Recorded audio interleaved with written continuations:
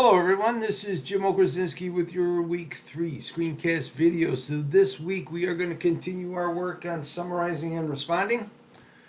Discussion board number 4 has got a clever little article all about the art of summarizing, an important component of the 3 ways that we work with the words of others.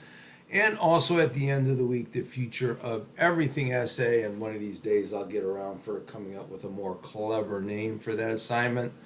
And I'll get to that in a minute. So let's get over to the modules.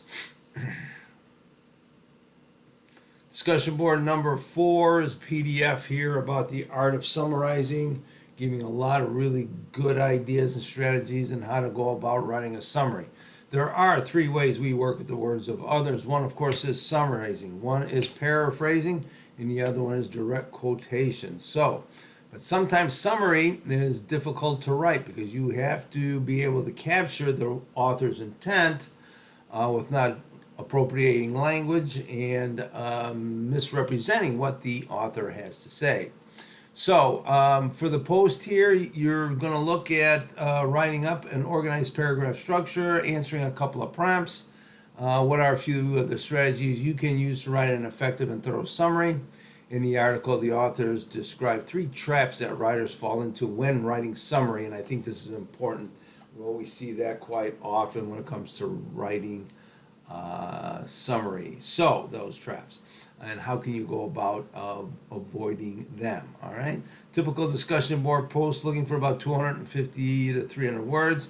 It is important because I really feel that I can get a sense of where you're at in the upcoming assignment on the future of everything essay.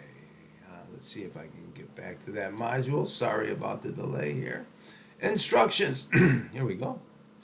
All right. So this is a no AI assignment. And I'm putting that disclosure out there right away for this one. No AI to be used on this one. I need to see where everybody's at in writing and summarizing and responding.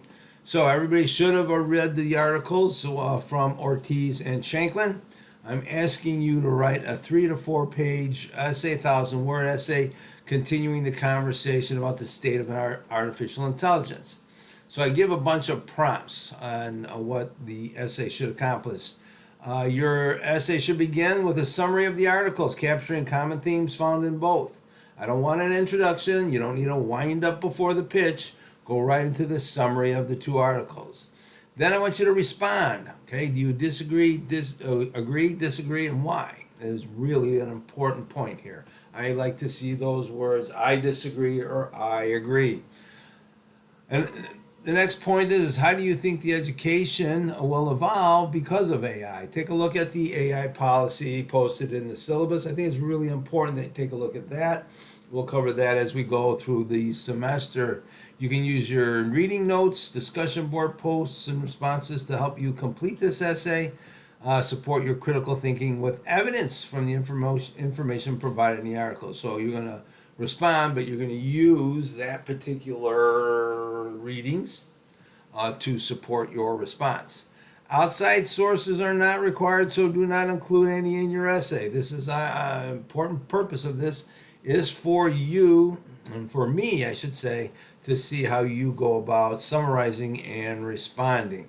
All essays should follow a proper format through MLA guidelines, all right? So this is what's coming up at the end of the week. I'll talk a little bit more in this week's lecture video. I'll be out there about Wednesday, Thursday. If you have any questions or issues, please send me an email.